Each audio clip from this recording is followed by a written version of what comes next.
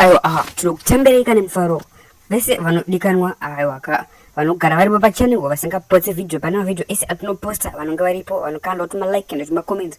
Guys aiwa tinokusimbisai aiwa makanyanya bweza rangu makanyanya guys makanyanya mabebi kana muripo aiwa nasunga kutembereka futi kana rimwe video ratakuigira guys aiwa kama streets muri kupisa streets muri kupisa zvokutodaro aiwa kanzika padzinotungana dzemudanga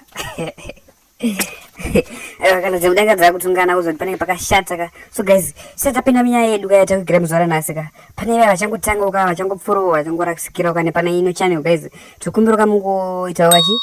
kabhatana subscribe guys mungoziva kuti aiwa pana pachedu kangosimbisana tichienda kumberi aiwa ndiri kutendai pana vakasubscribe aiwa channel yedu kukura kazokudaro katiuona channel kukura so guys Nasa nenyaya confused akaposta post nezuro achitaura iye kuti Platinum madhisira wakaita se colors uchizopindana namoira mukati aiwa wazonyanya kupinda deep anzi anda kufara nazvo okay gara takupaika post racho muzone isati vanzode kuti tisebese nyaya okay confused akaposta post irapa anzi plati uri muface wangu but on se colors this reply you kinda went a bit too personal and incentive. So guys muzonera ndo post yakasendwa na confused vataura futi kuti okay ndangokisa apa kuti muzverengere mega achizo kuti ari defender colors na moira so nas Platinum Prince apa kuma akarova post iro guys ambara Platinum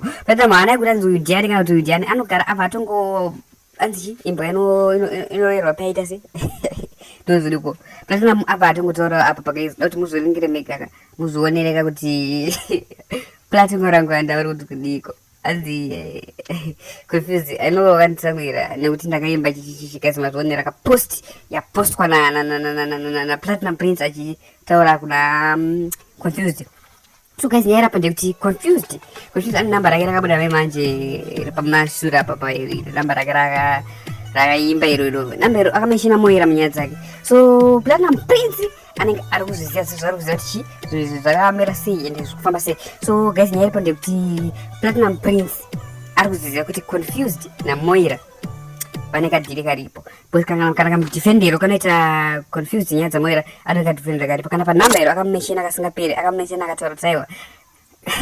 anze kanyama kabroira moira futi akabva kuzviposta manje so apapo so nyaya iripo ndeyodai so Platinum Prince akutaura kuti mwana ana moira akafanana na confused so guys nyaya iripo ndekuti vanzi mwana wamoira ndawa confused ameno guys tida kuti tichienda tisemberi katichionesana nyaya kuti tikandira kuti macomments umomo guys nchiti murikupaona sei kuti Platinum Prince ari right here padhiri kari kuita here kana kuti ari wrong so but guys ini hangu sida kutora said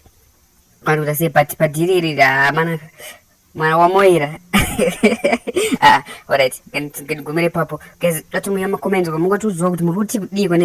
taura na Platinum Prince kuti mukuti kudiko nenyaya dzendorora ndiri kunesana idzi but moira na confused boys pane iripo so guys kuti mungoti uziva kuti zvakamira sei macomments Platinum Prince ari wrong here guys panyaya dzakuzoereka dza right because colors tarasokafeya colors akatombopinda personal kunana jalavu kuka aitoimba chanzi mukedha kusageza chichi sakonfused haangadi kuzonzi ada kucontrola DC rakandwa na Platinum Prince nyaya dziripo idzi dzepaground dzekuti anzi colors chirwe chanacho akachitora kuna moira anga achipiwa na kila chizi saka papa confused anononge DC iri rinenge rakutobata na EM card so guys kuti mutiudzewo kuti imimi mukutiwo chiko padhiri iri guys kuti yanzi mwana wa moira akafanana na confused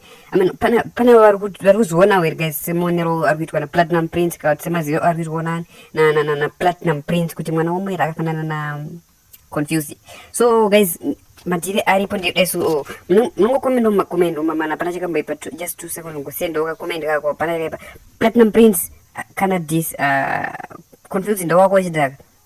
but nasi kuti zvakafamba sei guys so guys ndo video tata kuigira muzvara nhasi mana kuti mumboona isusu tongobudisa zvazviri and atinonokeka tokanda ipapo so guys thank you for watching, don't forget to subscribe.